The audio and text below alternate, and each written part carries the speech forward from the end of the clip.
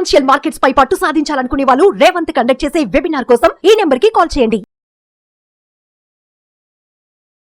Suman TV ప్రేక్షకులకు నమస్కారం. నేను మీ Revanth Chalamala. So stock buying చేయాలనుకుంటున్నాం, దానికి ఏదైనా ఒక మంచి ఫార్ములా చెప్తారా? The most common question. So stock buying అనేది డెఫినెట్గా చాలా risky when compare to mutual funds and all. Stock buying అని చాలా రిస్క్తో కూడుకుంది. కానీ బయింగ్ చేసేటప్పుడు కూడా జస్ట్ ఏదో ర్యాలీ అవుతుందనో, ఒక దగ్గర నుంచి ఒక దగ్గరికి ప్రైస్ వెళ్ళిపోయింది అన్న రీజన్స్ తోటి ఎంటర్ అవుతున్నారు. కానీ అసలు ఏదన్నా కానీ ఒక స్టాక్ మూవ్ అవ్వాలి అంటే దాని బిజినెస్ని మనం అర్థం చేసుకోవాలి, దాని బిజినెస్ బాగుండాలి, అప్పుడే మనం దాంట్లోకి ఎంటర్ అవ్వాలి అని ఎంతమంది చెప్పినా దాంట్లో మనం అనలైజ్ చేయడానికి మనకు సరైన టూల్స్ తెలియకడం, లేకపోతే చదవడం రాకడం, రకరకాల వాటి వల్ల మనం ఫెయిల్ అవుతూ వస్తున్నాం. సో బేసిక్గా స్టాక్ కొనేటప్పుడు మనం కొనేది ఒక స్టాక్ని కాదు, మనం కొనేది ఒక వ్యాపారాన్ని. సో ఎప్పుడైనా ఒక వ్యాపారంలో పెట్టుబడి పెట్టేటప్పుడు, సో ఈ భాషలోనే మాట్లాడదాం, స్టాక్ కొంటున్నాం స్టాక్ అమ్ముతున్నాం కాదు. ఒక వ్యాపారంలో పెట్టుబడి పెట్టేటప్పుడు మనం దాంట్లో సహజంగా మనం పట్టించుకోవాల్సిన కొన్ని అంశాలు ఏంటి? ఆ కంపెనీ ఫస్ట్ ప్రాఫిట్లో ఉందా, లాస్లో ఉందా, అది మెయిన్. అసలు ఆ కంపెనీ సైజ్ ఎంత మార్కెట్లో? ఇప్పుడు ఒక ఊరుంది, ఆ ఊరిలో 4-5 హోటల్స్ ఉన్నాయి. ఆ 4-5 హోటల్స్లో పెద్ద హోటలా చిన్న హోటలా, ప్రాఫిట్స్లో ఉందా లాస్లో ఉందా, అప్పులు ఎంత ఉన్నాయి, సో వాళ్ళు సేల్ జరుగుతున్నా కానీ ఖర్చు ఎక్కువ అవడం వల్ల లాస్లోకి వెళ్తున్నారా, ఇట్లా కొన్ని పారామీటర్స్ బేసిక్ ఉంటాయి కదా. అట్లాంటి బేసిక్ పారామీటర్స్ తోటే మనం కూడా స్టాక్స్ని అనలైజ్ చేయాలి. జస్ట్ కామన్గా కొంచెం కామన్ సెన్స్ యూస్ చేయాలి.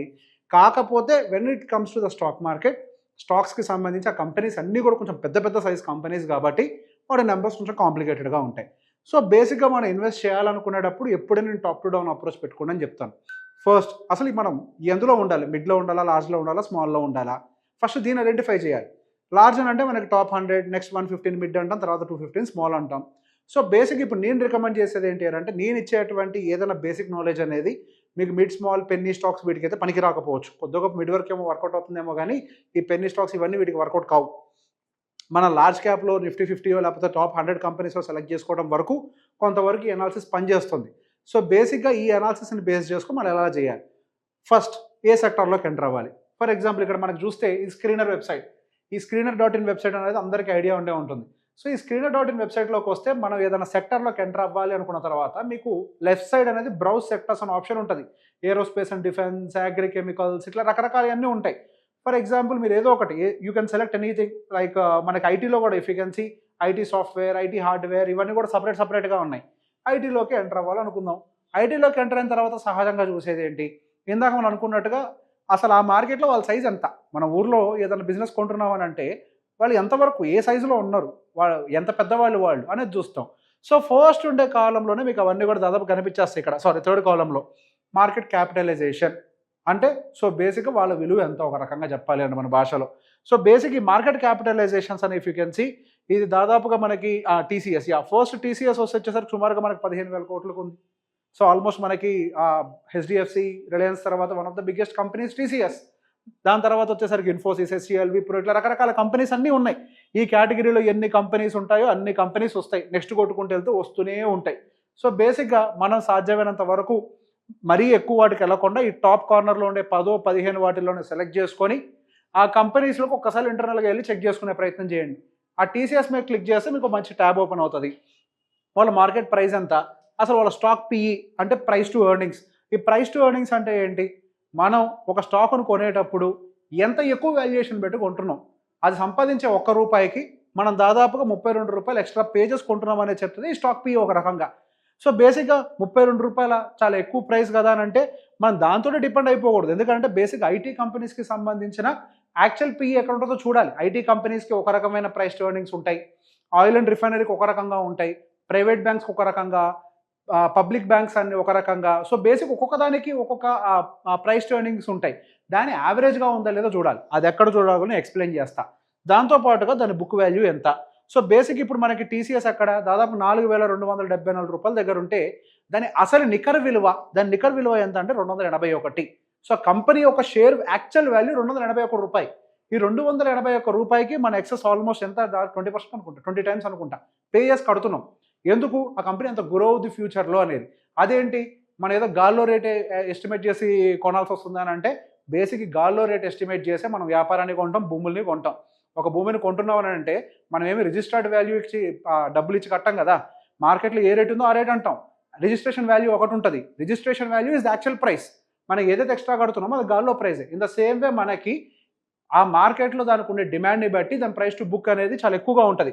సో దాన్ని మనం ఆ బుక్ వాల్యూతో కంపేర్ చేస్తే, దాని కరెంట్ ప్రైస్తో కంపేర్ చేస్తే దాని బుక్ వాల్యూ ఎప్పుడైనా తక్కువగానే ఉంటుంది. సో బేసిక్ ఈ రెండింటిని మనం చెక్ చేసుకుంటాం కదా, ఈ రెండింటిని చూసాం ఓకే. సో ఇప్పుడు అది ప్రైస్ టు ఎర్నింగ్స్ అనేది ఆ ఐటీ ఇండస్ట్రీ యావరేజ్ కంటే ఎక్కువగా ట్రేడ్ అవుతుందో తక్కువగా ట్రేడ్ అవుతుందా, అది కూడా ఇంపార్టెంట్. ఆ స్క్రీనర్ వెబ్సైట్లోకి వస్తే మీకు కిందే చార్ట్ కనిపిస్తుంది.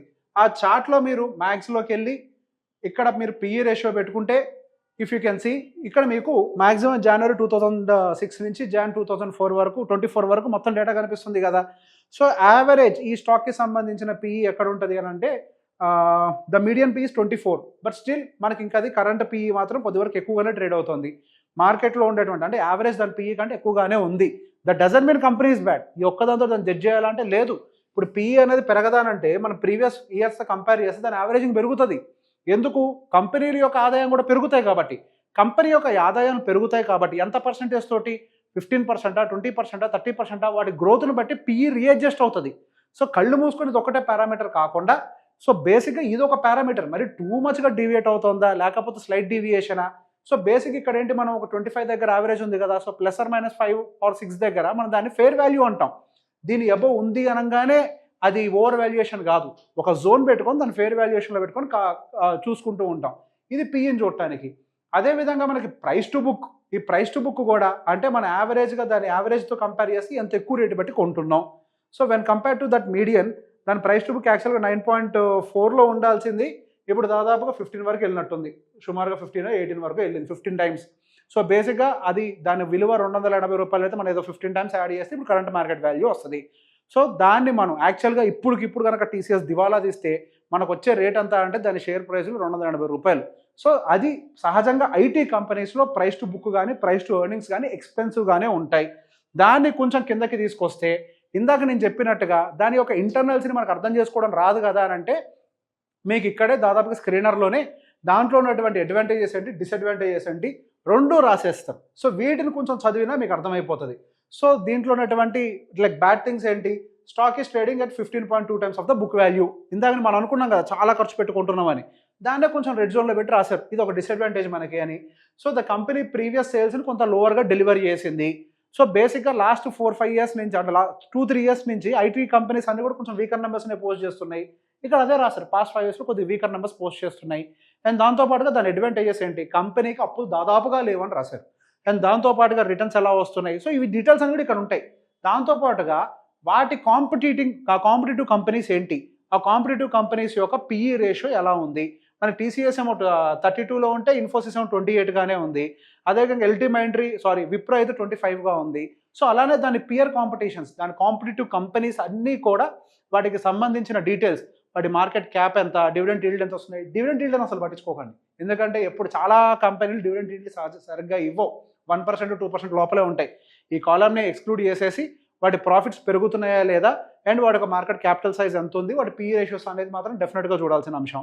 అండ్ దాంతోపాటుగా మన క్వార్టర్లీ రిజల్ట్స్ అంతా అంటే మనం లాంగ్ టర్మ్లో ఇన్వెస్ట్ చేసేటప్పుడు డెఫినెట్గా మనం కొంచెం క్వార్టర్లీ రిజల్ట్స్ని కూడా గమనించాలి.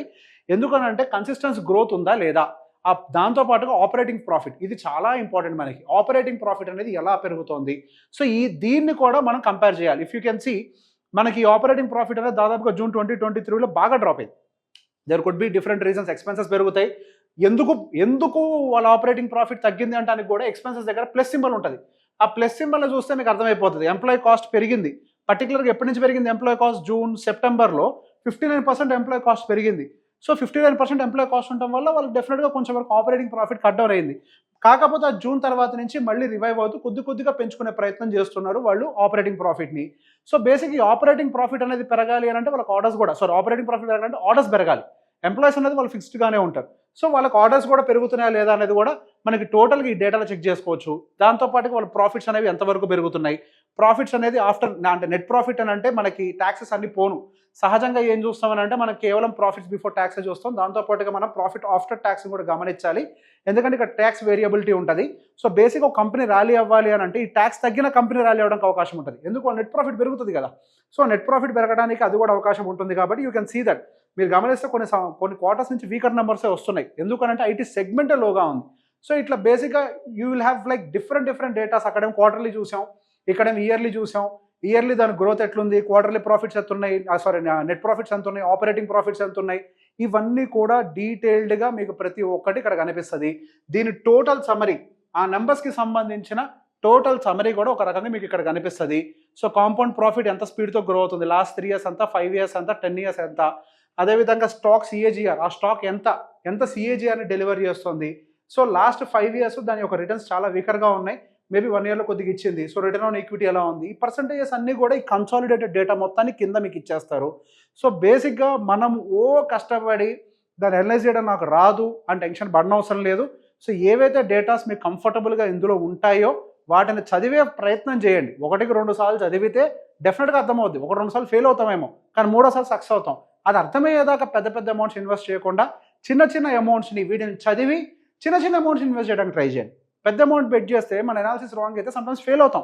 సమ్టైమ్స్ మనకు అక్కడ అనాలిసిస్ కరెక్ట్ అయినా కానీ మార్కెట్ డిఫరెంట్గా రియాక్ట్ అవ్వచ్చు. సో ఒకేసారి పెద్ద అమౌంట్స్ కాకుండా చిన్న అమౌంట్స్ తోటి అక్కడ వచ్చేటువంటి రిజల్ట్స్కి అనుకూలంగా ఇన్వెస్ట్మెంట్ పెట్టే ప్రయత్నం చేస్తే అప్పుడు మనం ఒక స్టాక్ను కాదు వ్యాపారాన్ని కొంటున్నాం అన్న పద్ధతిలోకి ఎంటర్ అవుతాం. ఈ వీడియో కనుక మీకు నచ్చినట్లయితే లైక్ చేయండి, షేర్ చేయండి. Thank you very much.